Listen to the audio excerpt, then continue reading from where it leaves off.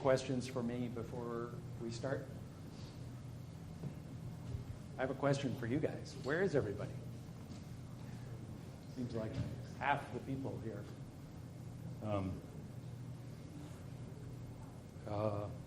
Okay, I'll have to make sure there's questions from this lecture on midterm too. Evil. Okay, so we are here, 11:20, and we're going to talk about networking today. This week we're getting project mini updates, and I've been at all of them. I will be at the ones this afternoon.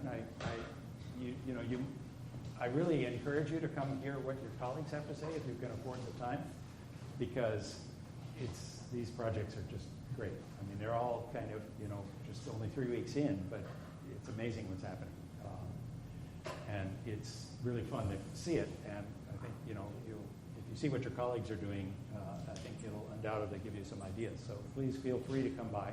If you do come by the lab is has an awkward layout where there's the presentation in the front. You have to walk right across the presentation to come in. Don't worry, this is informal. Just walk in, okay? Nobody's going to mind. And this afternoon's lab is from 4 till 6. It should be over by 6:30, I think. We didn't schedule it all the way to 7. So,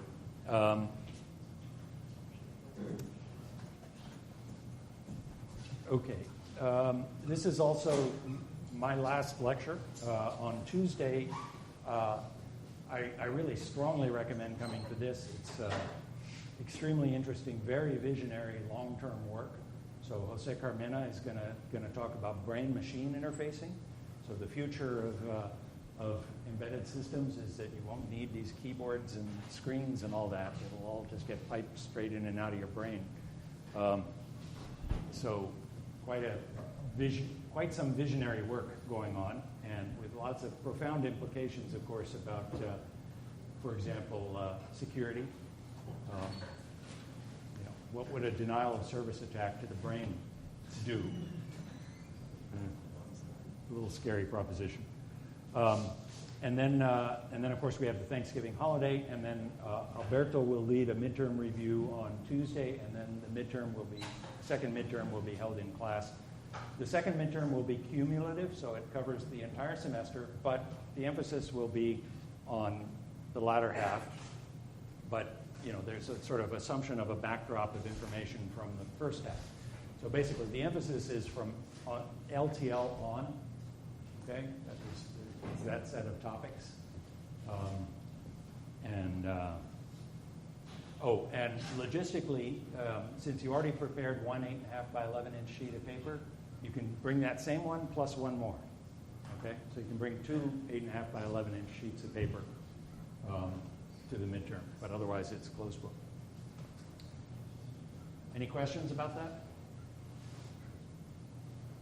Yes. Just a quick comment. So if you submit the CyberSync surveys by the end of the evening, for those of you who haven't, that'd be great. Right. It's on quizzes under resources. Yeah, or if you just go to the assignments page, there's a link to it directly from there. Okay, on the projects, in fact, in some ways what I'm going to talk about today is really more focused on the projects than on midterm material.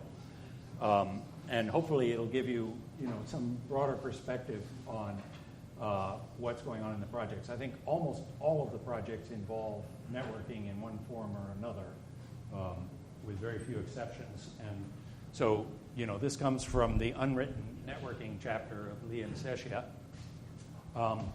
But briefly, I wanted to talk about one aspect of the projects because it came up in several of the project presentations. And I think it's really worth emphasizing. Proper professionalism requires that you give attribution to your sources. Okay, it's not just academics, but just it's more professional to know where the stuff you're building off of came from. Okay, and so if you say, "Oh, I've found an LTE stack on the net, and I'm using that for this particular platform because it seems to work," that's not proper attribution. Okay, proper attribution might look something like this. I got a Bluetooth stack reader for my credit card reader that was written by Serge Credit Card Thief and is available at the following website in Russia, http://scam.foryou.ru. And it's free software. You should know the copyright of the software. Just knowing it's free software, that doesn't really tell you anything. So this particular piece of software by Serge Credit Card Thief says all rights reserved, but he grants you permission to use, reproduce, and distribute this software provided that all users of the software upload valid credit card numbers to this location. And he makes it very convenient because the Bluetooth stack will actually just do it for you. Right? Know your sources. Okay? I mean, this is the kind of thing that could happen to you if you don't know your sources, right? There's a lot of software out there, and some of it's better than others. Some of it's more trustworthy than others. You need to know your sources, and you need to bend over backwards to cite your sources, right? It's okay to build off of other people's stuff. And in this class, we go much further than a lot of classes kind of say, oh, please don't do that. Don't Google for this particular solution to this problem set. And that the reason for that, of course, is very pragmatic, that it's very difficult to come up with good exercises, right? Good programming exercises for a programming class, for example. And if you just find a solution on the net and copy it, you haven't learned anything, right? But in this class, we actually encourage you to build off of other people's stuff because it's a very rapidly changing field. And we believe that there's no way that you're going to download a complete solution. And even if you did, you would find it very unsatisfying yourself, right? You're going to download stuff and then extend it and build off of it, right? But credit your sources, okay? All right, so today there's an alphabet soup. So I have a handout that has the alphabet soup, and there'll be a quiz at the end. So I'll expect you to identify all of these items in the alphabet soup. Maybe propagate that one back that way.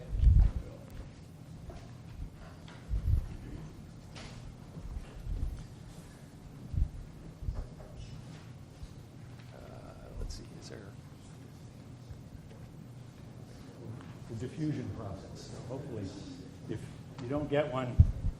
So if you really want to, impress someone at a party, right? You after this lecture, you should be able to form a sentence like, let me see if I can form an interesting one.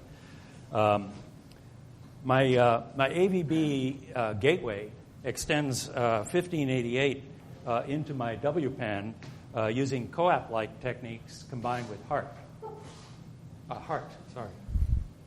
And that sentence will really impress people at parties. Okay, so one of the great things about networking is it's a language in and of itself. And if you hear networking people having a conversation, it's really hard to tell what language they're speaking sometimes. So there's a lot going on in this field. And so what I'm going to try to do is give you sort of a high-level view that tries to relate these technologies. And many of them you're actually kind of familiar with them, but maybe you haven't thought quite as much about how they relate to one another. So, you know about Bluetooth, you know about Wi-Fi, you know about Zigbee. Why are there three? And when would you use one over another, right? And those kinds of questions are what I'm hoping to kind of get at today. Okay, so we're going to start with wired networks.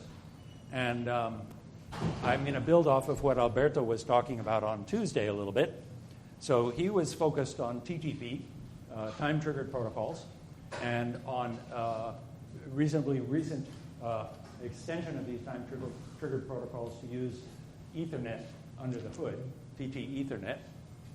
And TTP actually reflects a fairly long-standing tradition in embedded systems, which is to use networking technologies that are, by design, more deterministic than the general-purpose networks that most of us are familiar with. So Ethernet was originally designed very much as a best-effort kind of network.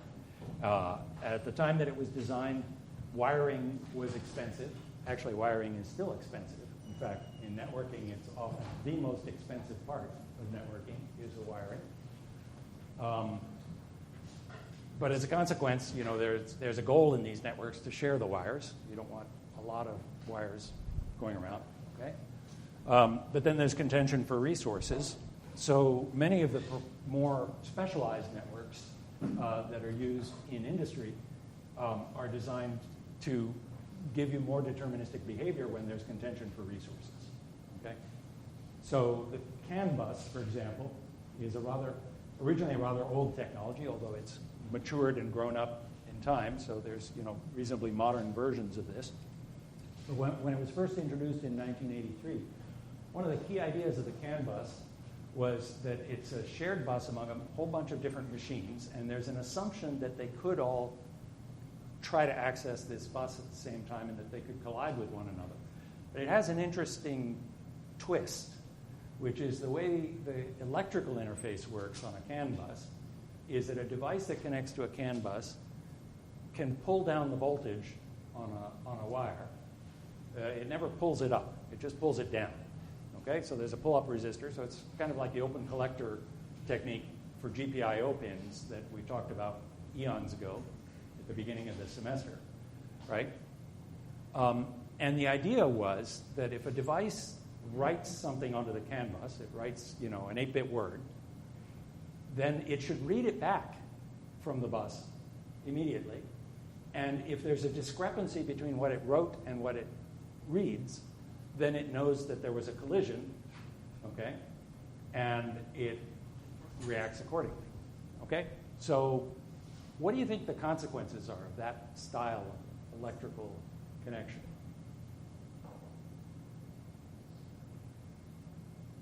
Is that a good way to do things, a bad way to do things, and why? Any ideas?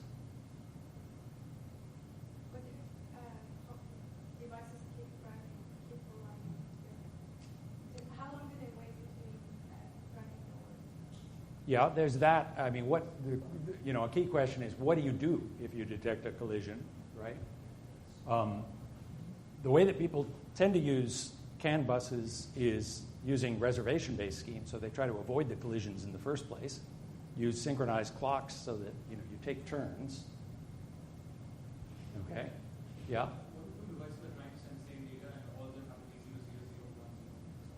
Yeah, actually.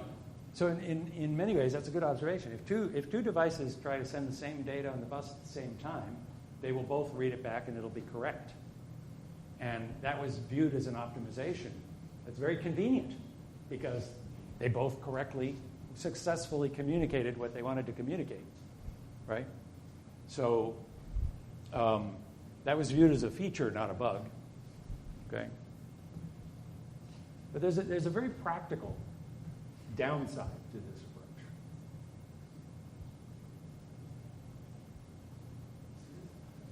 Yeah. It actually it's pretty power hungry. If you run Semicon, then any device with all kinds must go down. Yeah. It is pretty power hungry. It's also intrinsically pretty slow. Okay? In fact, the bus length is limited by this technology because this technology doesn't take advantage of the fact that signals propagate along wires. It's treating the wires as completely static. So the idea is that when a signal is asserted on the wire, it's asserted simultaneously over the entire length of the wire. Okay? And that means when you pull down the voltage at the wire locally, before you read it back, you should wait until you've pulled down the voltage over the entire length of the wire. But actually, that takes time. It propagates out. And if the wire is really long, it can take quite a long time. I mean, a long time in electrical terms. Right? So as a consequence, the bit rates that you can get with this technique are pretty low because signals are not propagating along the wire. Ethernet doesn't do that, right? Ethernet, you launch an electrical signal, and you've stopped asserting the value on the wire probably before it's reached the destination. Okay, so the signals can propagate along the wires, and as a consequence, you can get much higher bit rates from techniques like that. Okay? But at the expense of less coordination, right? So if you put a packet onto an Ethernet bus, you don't know whether it collided with something. Okay? It's actually kind of hard to tell from just looking at your electrical connection, because it may collide with something after you're done with it. You've finished sending it, and it collided at a receiver somewhere remotely from, with another guy trying to send a packet from the other end of the wire, okay, that still hasn't even reached you. Okay, so in Ethernet networks, people overlay acknowledgement schemes. So when you send a packet, if you don't get an acknowledgement after a certain amount of time, you resend the packet. Okay, because you assume that it somehow failed, possibly because of an electrical collision. All right, so these are very different styles. Okay, but the nice thing about the CAN bus is that you can know immediately whether you successfully asserted your output on the bus. And consequently, CAN buses are used in safety critical systems. So they're used in, for example, factory automation. In fact, they've been almost universally used in factory automation until very recently, where people have started to use Ethernet by leveraging technologies that I'm going to tell you about today. Okay. So media access control is all about the issue of, you've got shared physical resources. How do you mediate access to those? Okay? And the technique that's used in Ethernet is CSMA/CA, okay? Carrier sense multiple access. So what you do is you listen on the Ethernet bus. If it's not being used, you can start transmitting. But when you start transmitting, you finish transmitting. You launch an entire packet into the network.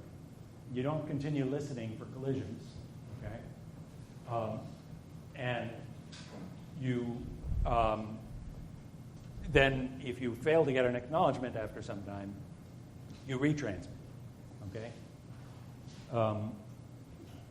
That's a very distinct style from the style that Alberto was talking about on Tuesday, which is time division multiple access, which is where you have predefined turns. Every device that shares this resource has a turn, and you have to switch. You have to transmit only when it's your turn.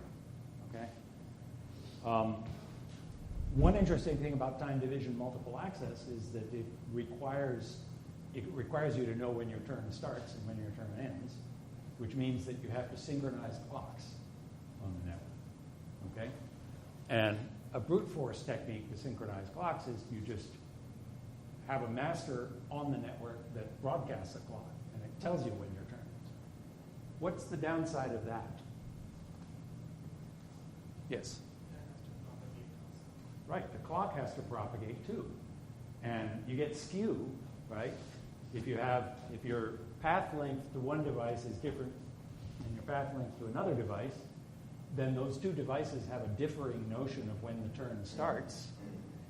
And that amount of difference has to be built into the headroom in your schema, okay?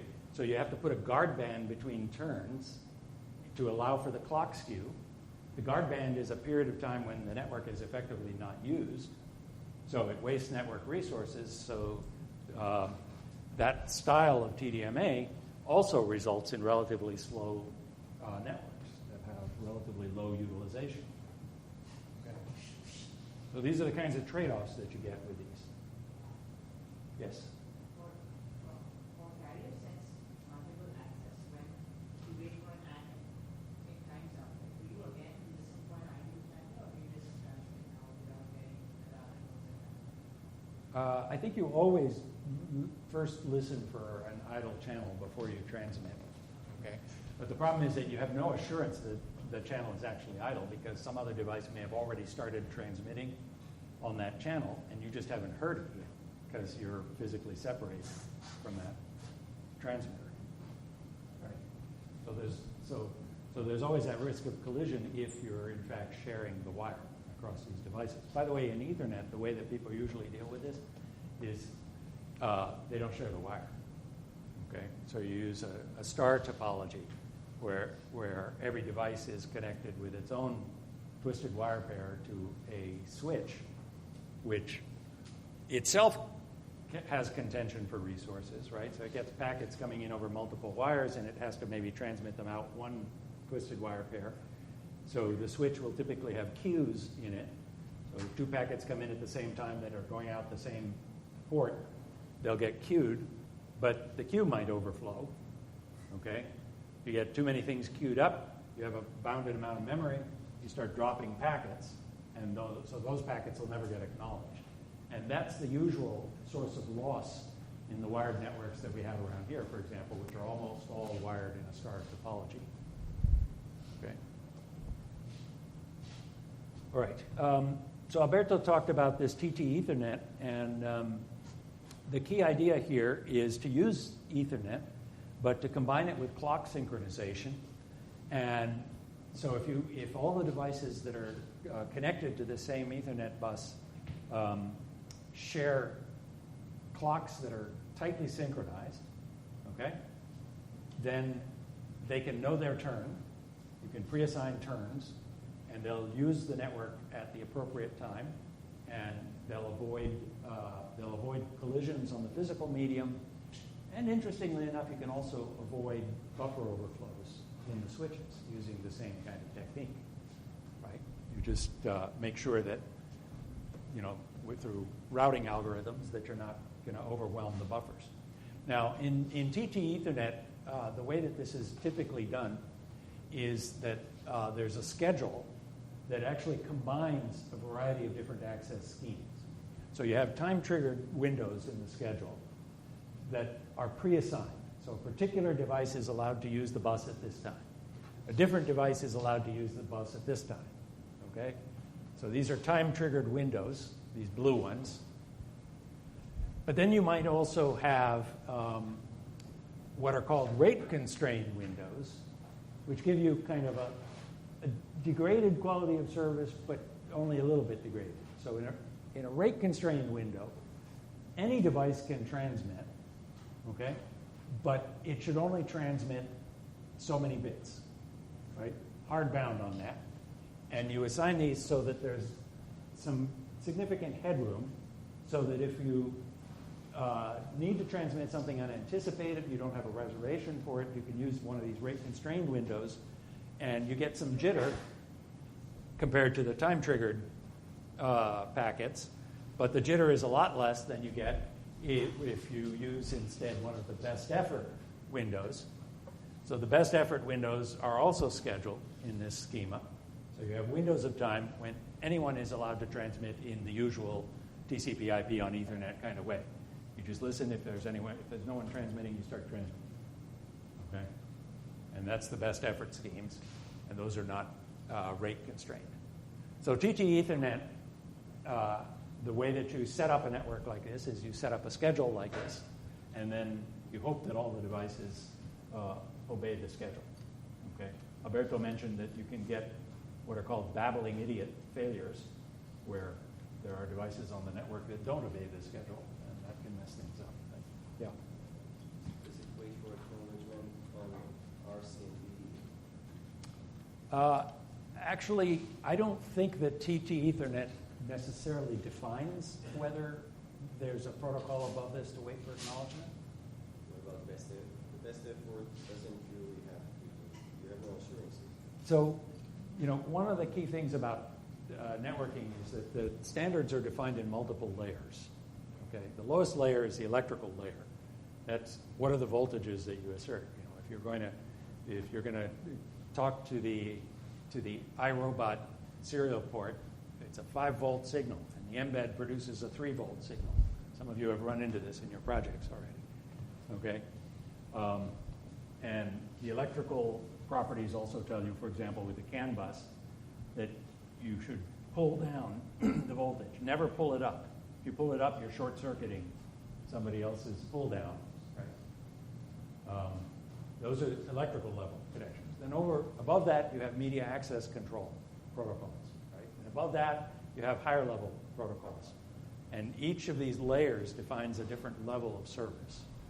So, whether acknowledgments are sent and whether you retransmit is one of the higher level properties. It's above TT Ethernet.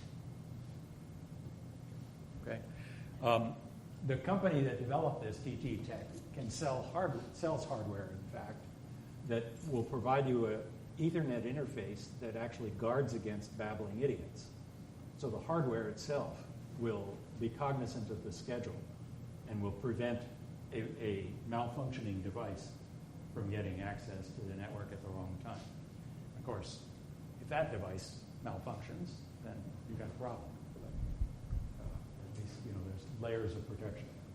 So their goal is really to be able to make Ethernet usable in safety-critical systems. So on aircraft, for example, when the airplane manufacturers switched to fly-by-wire, the weight of a commercial aircraft decreased by about 30%. Okay. Because it turns out that all those hydraulic controls that are used to connect the stick back to the flaps and the pedals to the rudder and all that are really quite heavy compared to wires. But it turns out that the wires are also pretty heavy, and there's a lot of wires in those planes these days, way too many. And so they're trying to redesign this to reduce the number of wires and use, for example, Ethernet buses. Not in a star topology, because the star topology requires you to run a lot more wires. Okay. But then you really need to take media access control seriously, and these are safety-critical systems, so you really need these layers of protection. So hardware protection against a babbling idiot failure in some device becomes important. All right. So routing layers. So there's so if you have a bus, you have a physical shared medium, and the MAC protocol dominates the performance of it. Okay. In star networks, the MAC protocol is less important because your failures will tend to be instead at the next level in the queuing that happens in the routers. Okay. So the routing protocols become important in this case. So here's a question for you. Suppose it's a radio. Which of those do you have? Is that a star network or a bus?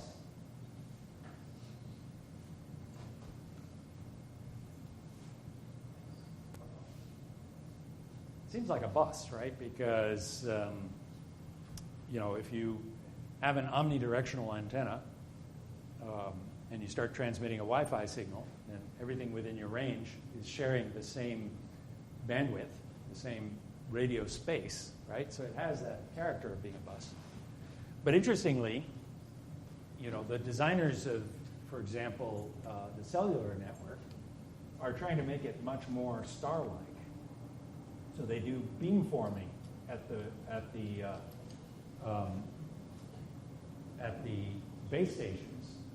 Okay, so when they connect to a particular device, they can form a beam by using multiple antennas, which decreases interference in other directions. Okay, you concentrate the radio energy to go in a particular direction, and it starts to look a little more like a star topology, right? Because now you can use the same bandwidth to communicate with another device off in that direction.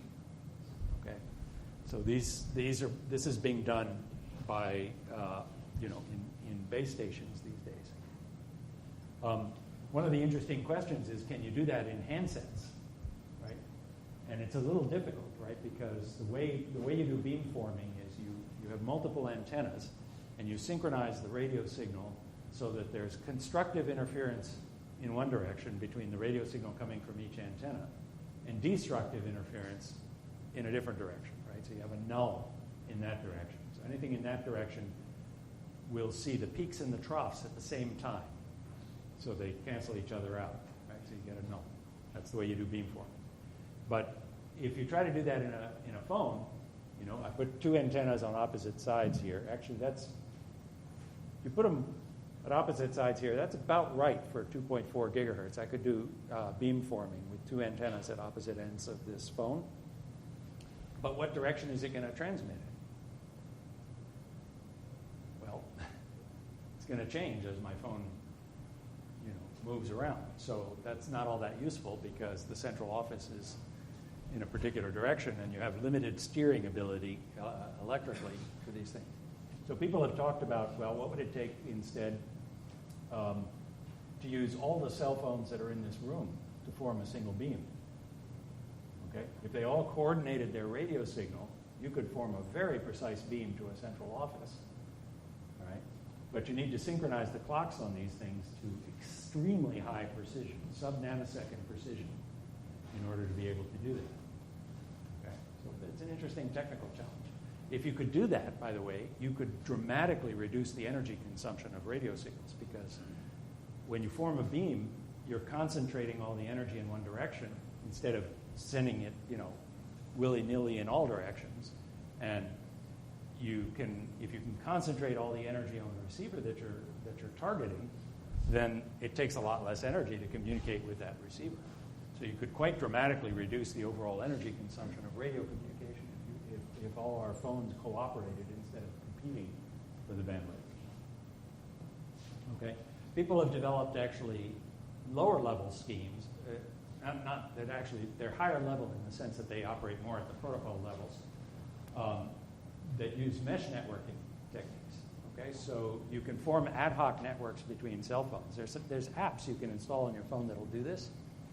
So if any of you in the room are on this same ad hoc network, you've installed this app, then my phone can route a Wi-Fi signal to your phone, which can then route it to another phone, which could then route it to another. As soon as you get critical mass on this, you can start to get Wi-Fi everywhere. You don't need to be near a Wi-Fi access point anymore to get a Wi-Fi service. So the phone companies, the cell phone companies, are pretty nervous about this technology, right? Because this could bypass the cellular network and route everything through Wi-Fi access points, which would undermine a lot of their business model. So a lot of transitions happening in that field. All right. Issues with routing: buffers, routing tables. So where, if you receive a packet that comes in through one port at a router, what should you do with the packet? Right? You got to send it somewhere. The router doesn't want it. So where do you send it? Right? You need a routing table to decide where to send it. Priorities. Two packets come in. They're both destined to go out the same port. Which one should you send first? In general purpose networks, the kind that we use every day here, priorities are not defined and things happen very accidentally. But if you can control priorities, you can affect things more interesting. So buffering affects reliability. Routing tables have major security issues, right? There have been quite a number of interesting attacks on networks that corrupt routing tables, and they allow devices to masquerade as devices that they're not actually, are not actually legit. And priorities are about quality of service. So let me zero in on priorities, because there's a very interesting development happening in networking today, which is the emergence of networks that have genuine control over quality of service. So one of the ones that is really started to catch on is called AVB, for Audio Video Bridging. And this was renamed in 2012 to TSN, Time Sensitive Networking. But like many renames, the rename kind of failed. Everyone still calls it AVB. But the IEEE committee that's responsible for standardizing this is called the TSN committee. Okay. So, okay, two names for the same thing. But this was, the name for this kind of tells you a little bit about its origin. It was started by media companies. So one of the companies pushing this originally was Comcast. Okay, and the problem that they were trying to address was, this mass of cables that arises in a lot of contexts in media. So this particular picture is from a broadcasting van for television broadcasting, where every camera, every audio, every microphone, every piece of equipment has its own cable connecting it to every other piece of equipment, and you end up with this real mass of wiring. And so AVB was intended to solve this problem, but the technique that it uses is Ethernet-based. It uses clock synchronization, and it uses standard networking protocols like TCP/IP. So as a consequence, its applicability goes well beyond media. It can be used in any time-sensitive network, which is why they renamed it. Okay? So people are starting to use it, for example, in automotive system design to reduce the number of wires in a car, to put all of the devices on a single Ethernet bus, okay, and get quality of service that enables you to be able to control the latencies in these networks and to prevent buffer overflows and so on. So this is what the network, an AVB network looks like. First of all, it can be heterogeneous, so it's by design compatible with existing Ethernet-based TCP/IP networks. So you can put an AVB bridge that connects to a legacy Ethernet switch. Okay, this guy over here knows nothing about AVB, so there's no quality of service control between these AVB bridges. That's just going to be best effort. So packets might get lost because buffers overflow in this switch as part of being transported across the network from here to here. But within an AVB domain, you can prevent buffer overflows, and you can control the priorities with which the switches route packets. So if you have a safety-critical connection between two devices, and you give the packets that flow between those two devices highest priority, then, and if they're genuinely the highest priority in the AVB domain, then those packets will never be lost. Okay? Never. At least, unless there's a hardware fault. Okay? They never get lost because they never get put to the end of a queue. They will always go out the port, preempting whatever else might be waiting to use the port. Okay? And as a consequence, you can at least with one connection completely prevent packet losses. Moreover, more interestingly, you get control over the latency. So now you can actually measure the time that it takes for a packet to get from point A to point B, and it will pretty much take that amount of time every time you send a packet from A to B. Yeah. Is this related to like net neutrality, where you can like give people different latencies? Yeah, net neutrality makes this illegal.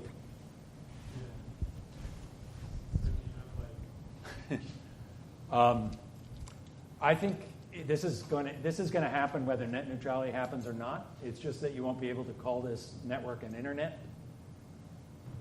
So I think net neutrality is just going to force the creation of a parallel network where quality of service matters, which is sort of unfortunate in my view, but it's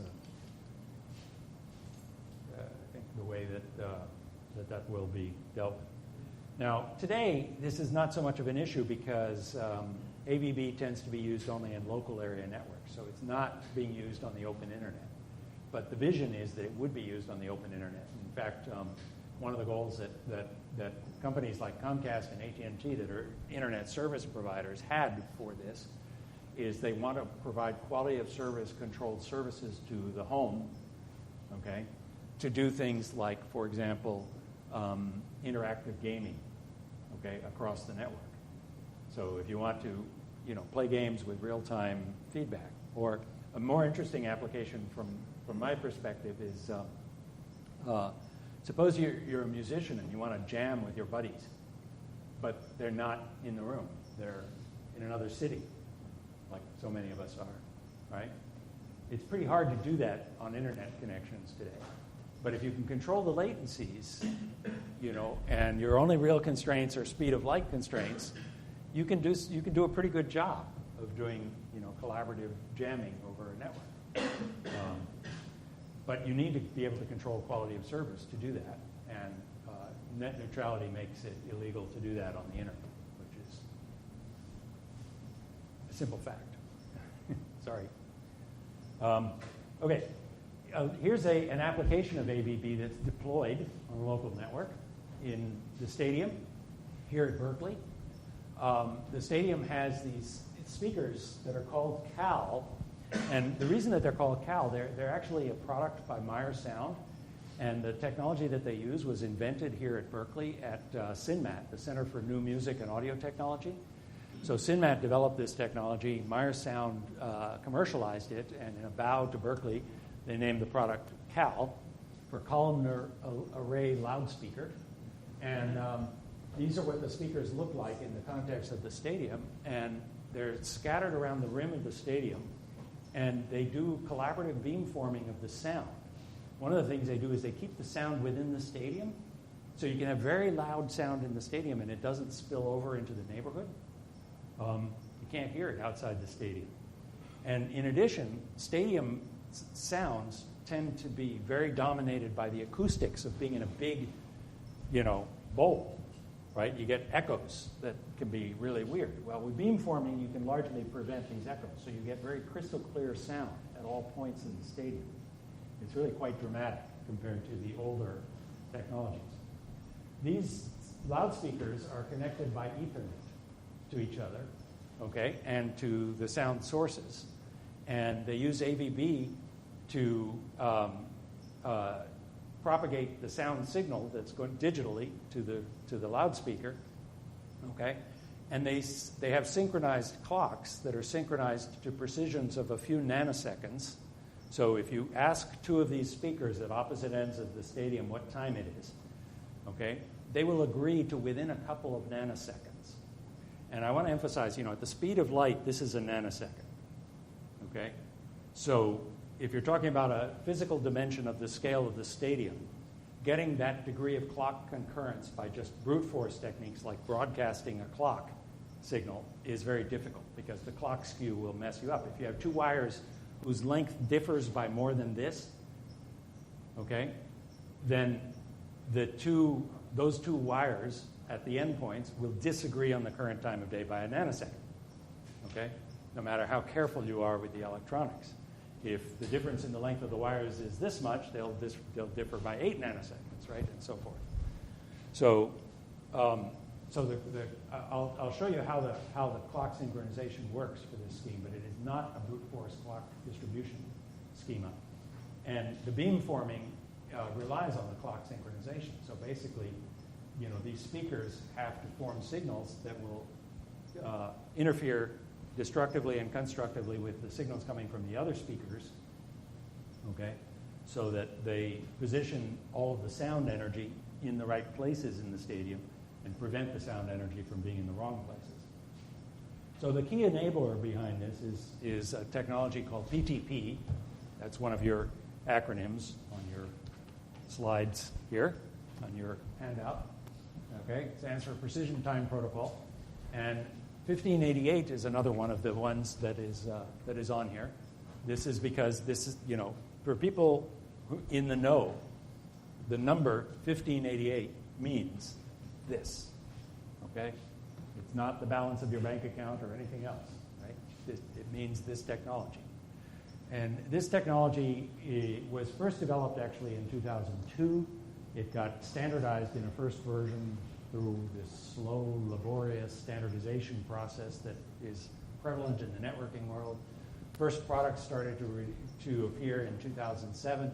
This is an advertisement from one of the first Ethernet PHYs. In fact, actually the first Ethernet PHY, the chip that does the physical interface that supported 1588. And they claim here, you can't read this in the back of the room, but it says achieve 8 nanosecond precision with maximum system flexibility. So 8 nanosecond was a bound on a local area network of clock errors across this network at that time. The technology has gotten a lot better since 2007. It's been progressing very rapidly. A fairly extreme example of an application of this technology is in the Large Hadron Collider, which is a particle accelerator that straddles the border between France and Switzerland. So it's an underground machine. This is about 4 stories high, okay? And the circumference is 27 kilometers. So the diameter is about 10 kilometers, okay? And this White Rabbit project is able to synchronize clocks 10 kilometers apart to precisions of tens of picoseconds. Okay? And so you can coordinate machinery at opposite ends of this accelerator in ways that speed of light constraints would seem to imply are impossible. Okay? But they're not impossible, in fact. This technology was also used, you might remember, I think it was 2 years ago, there was a big hullabaloo over the summer because a bunch of physicists had measured neutrinos going faster than the speed of light. Okay? A graduate student at CERN who was working with this technology finally discovered the flaw in their experiment using this technology to discover it. Okay? And it was, in fact, a clock synchronization error. Now, the physicists who did this were not naive. Right? The hardest part of doing that experiment was clock synchronization. They knew that right from the beginning. They had a very, very carefully designed experiment. They had characterized fully the clock synchronization, the technology that they were using. It was a particularly challenging technology because one of the detectors was buried 1 kilometer under a mountain. Okay? And the gravitational effects of the mountain and the relativity combined with the gravitational effects of that mountain affected their clock synchronization precision. And they had to take that into account in making these measurements, right, these relativistic effects. And, when they first announced this, they were actually pretty circumspect in this paper. That they said, we believe this is probably wrong, but we cannot find the flaw in the experiment. Okay?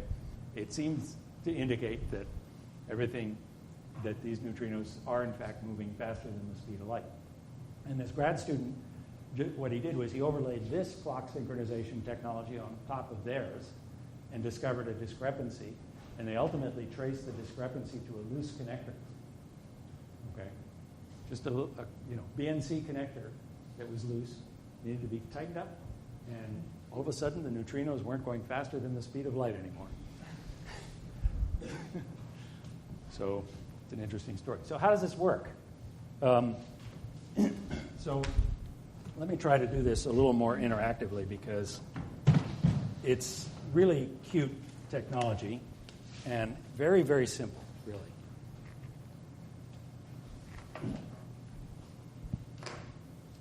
Let's see if I can make this device work. Find the connector first. It's hidden.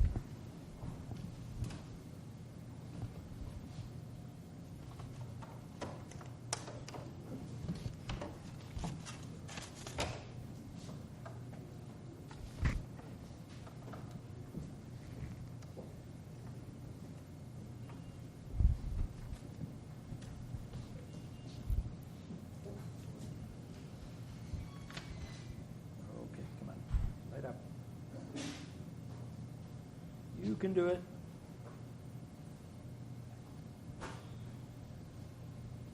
All right. Okay. So, you got two devices on the network, a master and a slave. Okay? And by the way, there's a whole protocol overlaid on top of this to determine who's the master. Okay? And that protocol in and of itself is pretty interesting. There's a strategy for finding the best master clock on a network. There's a strategy for handling the disappearance of your master. The master suddenly dies, okay? So you have to find a new best master clock and so forth.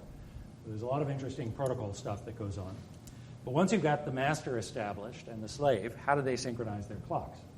Well, the key thing is that they're both running local clocks, okay? And these clocks drift with respect to one another. No two clocks will run at exactly the same rate, right? So the strategy is just to periodically make corrections to the slave's clock so that it locks to the master clock, all right? This is done entirely on top of TCP/IP, okay? So the way that it works is that the master sends a packet to the slave at a time T1, okay? So this is T1. And it has a local clock, and it has hardware that will measure time T1 as the time at which it asserts the electrical signal on the output wire. Okay, so you need to latch the clock value close to the network interface. It's not going to work to set up an interrupt service routine, ask the system clock what time it is, and record that time as T1. Okay, there's too much variability in the timing of that for this to work.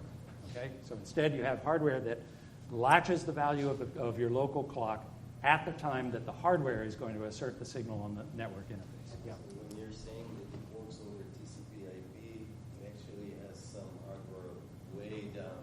There's hardware support. Interestingly enough, the protocol, the 1588 protocol is designed so that it doesn't require hardware to implement. You can implement the protocol correctly entirely in software.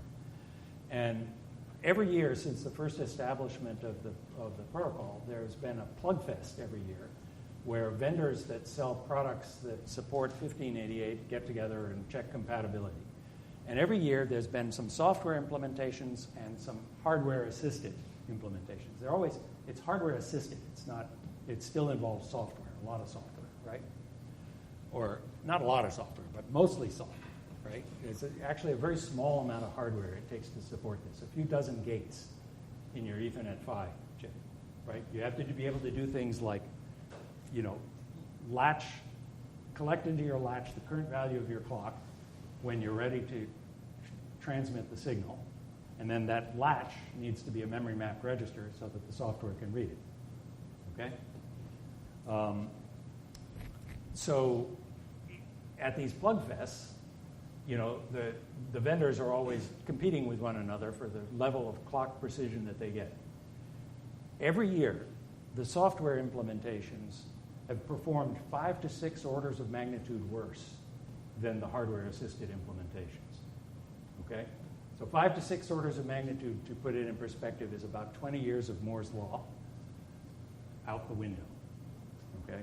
So it's as if you choose to use a 20-year-old microprocessor to do your computations. Okay? That's the amount of precision that you lose in the clock synchronization by doing a software implementation. So yeah. The same protocol without hardware assistance would synchronize the clocks above the level of TCP. That's right. And we're sending it out as software or something. Right.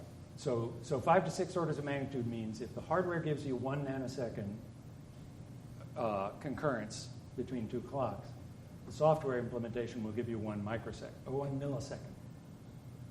Okay, that's 6 orders of magnitude. That is entirely best effort. Well, that's due to the variability in things like interrupt services and things like that. They have a dedicated line. Yeah, you'll see in a minute exactly why the software pays this price, okay? Because when you understand how the protocol works, you can see, oh yeah, that's why you need hardware assistance to do this, right? Okay, so here's the way it works. So the master has a clock, and it timestamps the launching of the message, and the hardware also injects the timestamp itself into the packet, okay? So the slave will receive in the packet the value T1, which is the time at which the master believes that it's sent the packet according to its local clock. Now, the slave will receive it at some time T2, but it will think it received it at some time T2 plus an error E, right? Because its local clock doesn't perfectly match the master clock. So there's an error in its local clock. So as far as it's concerned, the packet actually came in at T2 plus E. So it also has hardware. When the packet comes in, a latch latches the value of its local clock, and what goes into that latch is T2 plus E. Yes? T2 is basically the actual time from the master clock. Right. So T2, by definition here, is the correct time. If the master was able to see when the slave received it, the master would say it was received at time T2. Okay? So the slave then sends a response, and it records the time at which it sends the response, which is according to the master clock, T3, but according to its local clock, T3 plus E. Okay? So it doesn't know T3. In fact, nobody knows at this point. Nobody knows T3, nobody knows T2, right? But at this point, the slave has 3 numbers available. It's got T1, it's got T2 plus E, it's got T3 plus E, okay? Sends the acknowledgement back. The master timestamps that receipt of that message with T4, okay? And then transmits T4 back to the slave. The slave now has 4 numbers, okay? In fact, exactly, it has these 4 numbers: T4, T1, T3 plus E, and T2 plus E, okay? So it can calculate from that the round-trip delay, right? Because the round-trip delay is this time, which it knows, that's T4 minus T1, okay, minus this time, which it also knows, that's this difference, okay? So it knows the round-trip delay. Now it makes a very key assumption. It assumes the channel is symmetric, okay? It assumes that the propagation delay in one direction is the same as the propagation in the other delay, at which point now it knows the one-way delay.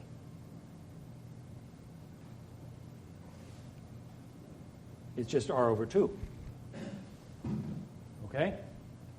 So if it knows the one-way delay, according to these numbers, is T2 minus T1.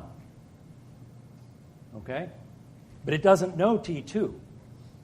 It knows T1, and now it knows, with this assumption of symmetric communication, it knows R over 2. So it can now calculate T2.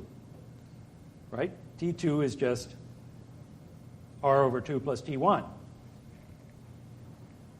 So now it knows T2, and it knows T2 plus E. So it can just subtract T2 plus E, subtract T2 from T2 plus E, and now it knows its clock error, E. So now it knows whether its clock is ahead of the master or behind the master, and by how much. And so now it can correct its local clock, put it perfectly in sync with the master, and proceed. And then by the time this happens again, the clocks will have drifted again.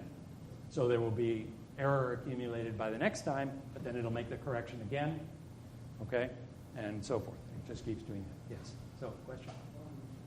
Why is the error the same? Why don't we say that it's T2 plus T1 and then next time it's T3 plus T2? Yeah. We're assuming the error is always the same. You're right. So there's a simplification here. So this assumes that you have reasonably stable clocks, so that it takes a while for them to drift, right? And that the time lag between your receipt of this packet and the sending of the response is small. But you're right. Technically, these 2 errors should be slightly different from one. Yes? How can you guarantee that the connection is symmetric? You can't. Okay?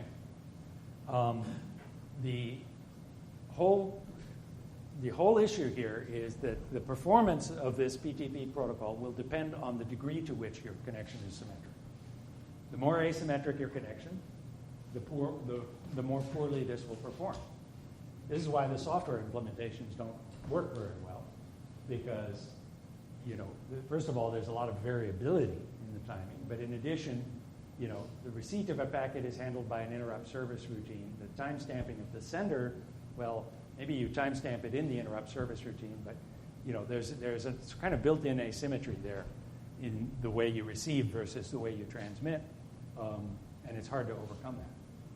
Now, what the White Rabbit people did was to design the physical topology of their network to try to ensure very good symmetry.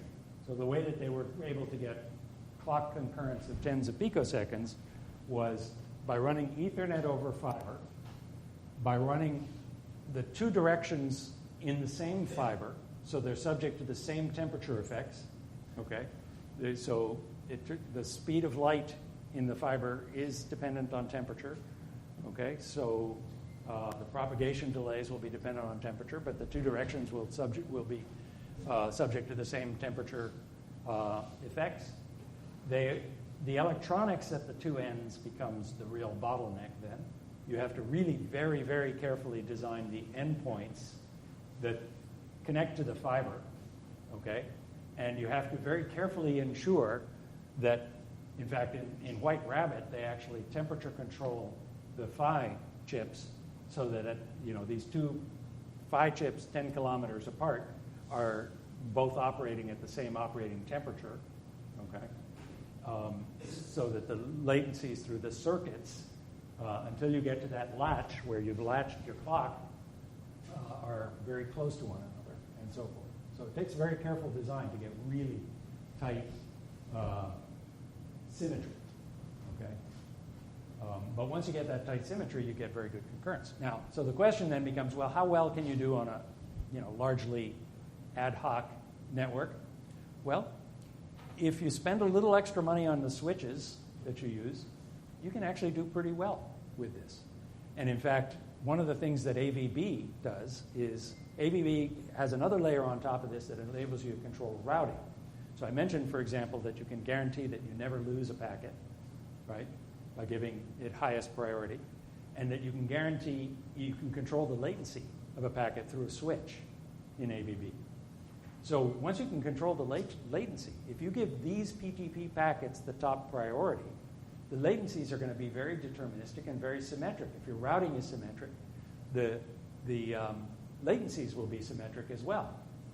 Okay? So you set up symmetric routing, you set up the highest priority for the PTP packets, and you get very good symmetry and consequently very good clock concurrence. And it takes a little bit of hardware support in the switch to do that. You can't just, go to Home Depot and buy a switch and expect it to work well with this. But if you get an AVB cognizant switch, then you can set up the routing and set up the priorities so that you get these symmetries. And that's what people do with AVB. And you can get very deterministic networking. You can set up a TCP IP network where you can dispense with the acknowledgments. You don't need them anymore. Okay? You're not going to lose packets. Yes? How does the master know T2? The master doesn't need to know any of this because the master, by definition, its clock is correct. Sure, but the slave reports time back to the master. No, the slave isn't. This packet doesn't carry any meaningful payload. Okay. Okay, there's no need to send anything back to the master. The only reason for sending this is so that the master can report T4.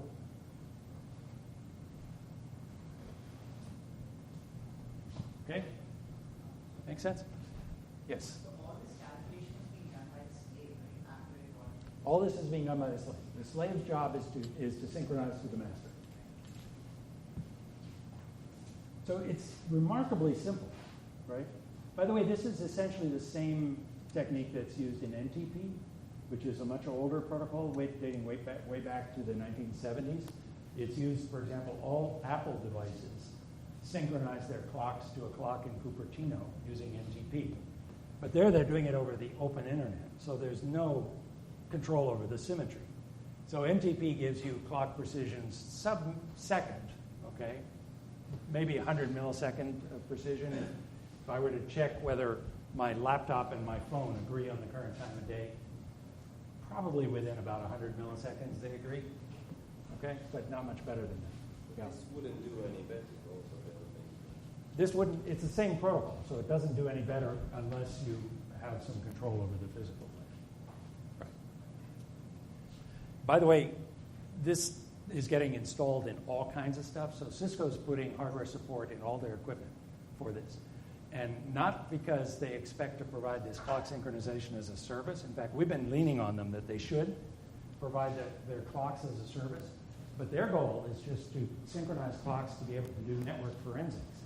So switches log events in the network, and they want to timestamp those events and be able to play back a movie of what the network did, right?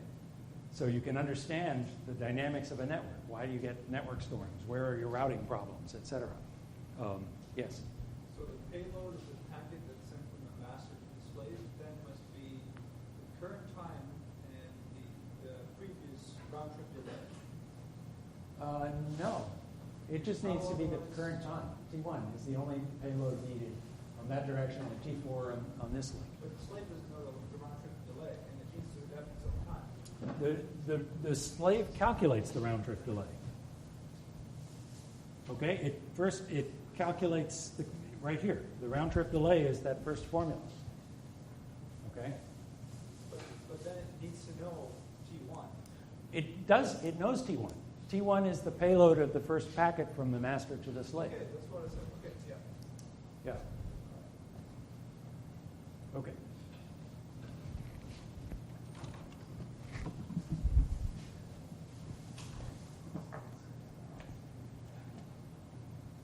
Don't crash, computer. Don't crash. Worked. Just have to talk to the computer nicely. All right. Let's talk a little bit about wireless. So here's three acronyms. Okay, PANs, LANs, and WANs. So personal area networks have lower range. Local area networks have bigger range, and wide area networks have even bigger range. Some of these, most of these, I think, are probably familiar to everyone in the room, with the possible exception of this one. How many of you have heard of Sigfox? Nobody? Really? Wow. Cool. You're going to learn something today.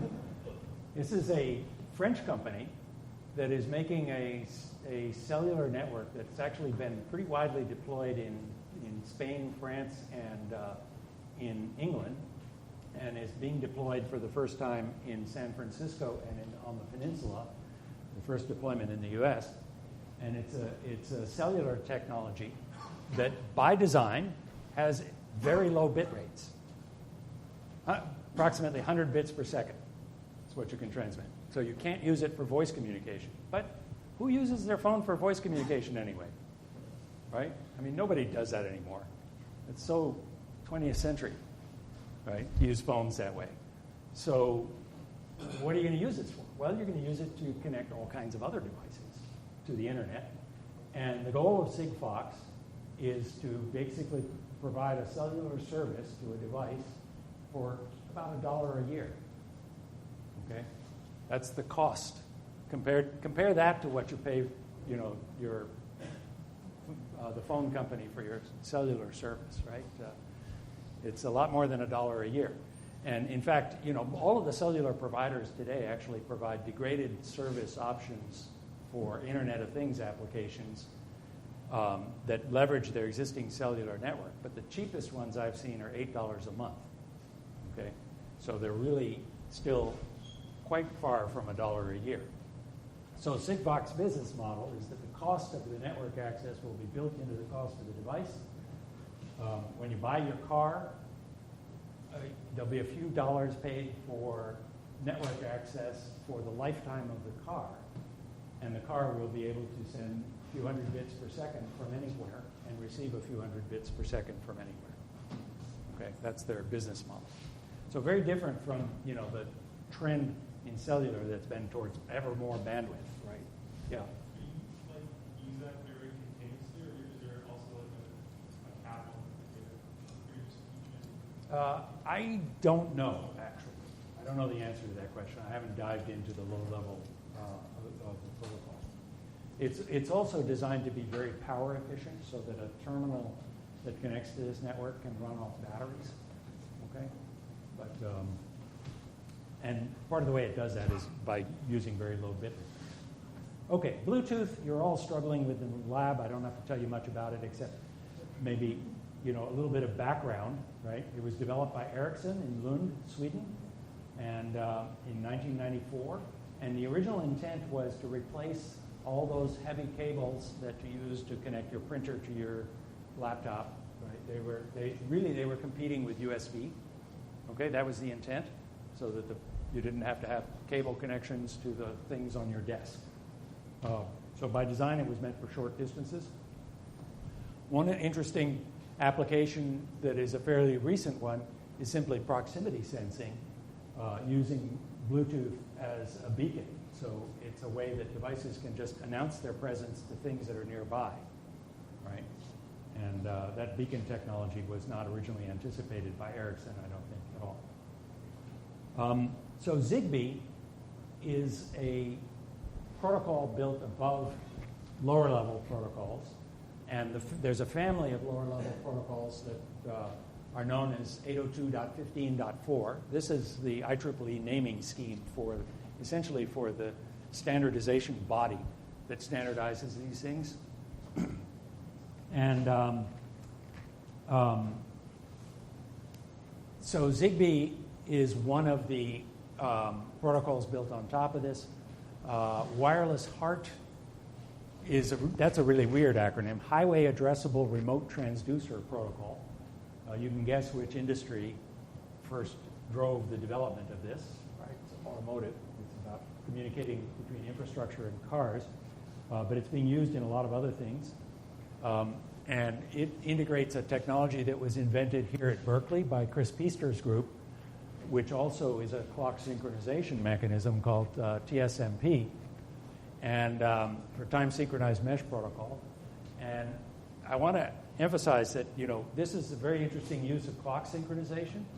So TSMP was developed for battery-powered network devices to solve the problem that you don't want your radio on all the time, because if you have your radio on all the time, your battery's going to last a week at best. Okay, but you do want your radio on all the time because you want to do mesh networking. You want every device to be able to relay messages, right? That way you don't have to send messages very far, which means you can consume less energy to send messages, and you can extend the network without having to, flood it with high-power radio signals. Right? So you want to do mesh networking, but you don't want your radio on all the time. How do you reconcile those two? Well, you synchronize clocks. Okay? If all of your devices have clocks that are synchronized, then they can all wake up at once, communicate, go back to sleep. Okay? Then wake up later, communicate, go back to sleep. Each time you wake up, you correct for clock errors. Okay? So you keep your clocks synchronized this way. And in devices that use this protocol, they use very cheap clocks. They use the same clocks that are used in watches, right? The same crystal oscillators that consume an extremely small amount of energy. So the clock can be running continually on the battery power without having a significant impact on the life of the battery. Okay? But it drifts by quite a lot because it's a pretty sloppy clock. Okay? So you have to make these corrections periodically to your clocks. Okay. So mesh networking is very interesting in wireless communication because of this ability to relay signals. Yes? In that case, your master should always be on. Should always be relaying some information. Because if you have clocks, one day you're going to wake up with that X, the other day you're going to wake up with that Y. Right. Direction to like always transmits this clock. Well, the protocol, the clock synchronization mechanism used in TSMP is much more primitive than this. It's a very, very simple mechanism. You wake up at a certain time that you think is the right time to turn on your radio. And then the protocol says that you should receive a message some number of microseconds later. I don't remember what it is, right? So when you receive that message, it's a little off. It either came early or it came late. So you assume that the amount by which it's off is the amount by which your local clock is off. Okay? And then you just correct your local clock. It's a much cruder technique than 1588. And as a consequence, it gets much lower precision. So the clock synchronization protocol that TSMP embodies gives you clock synchronization precisions on the order of milliseconds. Okay? So about 6 orders of magnitude worse than 1588. All right. So these are called slotted networks when devices wake up at pre-agreed times, communicate, and then go back to sleep. Okay, versus unslotted networks where either all nodes are always listening or your leaf nodes could go to sleep, but you can't asynchronously send data to a leaf node. So the way you communicate with a leaf node is it communicates with you when it wakes up. So you're a hub, for example. Your leaf node sends you a message saying, hey, have you got anything to tell me? And then the hub responds, yeah, I've been waiting for you to wake up. Here's a message. Okay? So that can be used without clock synchronization. But that's a star network now. You have to have the powered hub whose radio is on all the time. Okay? So the energy efficiency you can get from this is really quite dramatic. Chris Piester claims that essentially the same device without this clock synchronization will run for a week on a coin cell battery, and with the clock synchronization will run for 5 years on a coin cell battery. That's what he claims. But he's trying to sell products through his company, Dust Networks, so take it with a grain of salt. Okay? So there's another layer of protocol on top of this to talk to energy-constrained devices. This is called COAP, for Constrained Application Protocol. And this is addressing a very real problem, which is addressing devices. As the number of devices gets big, you run out of addresses in the IPv4 address space. So the current prevalent Internet protocol, which is called version 4, uses a 32-bit address. So these addresses that you see, 128 dot blah dot blah dot blah, that's 32 bits, okay, encoded as 4 octets. And there's only so many devices you can address with that. So IPv6, which skipped, there was no IPv5, by the way, but IPv6 uses 120-bit addressing. But that's deemed to be expensive for low-power, energy-constrained devices. So COAP is a gateway technology that assigns local 16-bit addresses on a local wireless network and does all the address translation to IPv6. So every one of these devices on a COAP network has an IPv6 address. You can talk to it as if it were on the internet, but in fact it's only processing 16-bit addresses, and the gateway is handling the extra overhead for handling IPv6. What is the cost here? The cost, energy primarily. So processing lots of data costs energy. You're talking, this is aimed at battery-powered devices. Why not use the large addresses? Yeah, because more bits on the packet itself. It takes more bits on the packet, so there's more energy devoted to radio, more energy devoted to processing the packets once you get them, etc. And these are also doing routing. These are mesh networks. So the addresses matter. Right? You actually have to parse the addresses and process them to know where to send the packets and so forth. So having smaller packets saves a considerable amount of energy. Yes? So if you want to send something to one particular device, then would the address of that device be a part of the payload which you're going to send to the hub, which is then going to translate that? Yeah, the address has to be part of the payload because the intermediate nodes have to handle the routing. Okay, Wi-Fi you all know about, and I'm running out of time, so I think let me just skip through. Yeah, I think we're pretty much out of time. So I had more to say, but maybe if there's extra time on Tuesday after the midterm review, I can go through the rest of this. But otherwise, I think we should stop here. All right, thanks.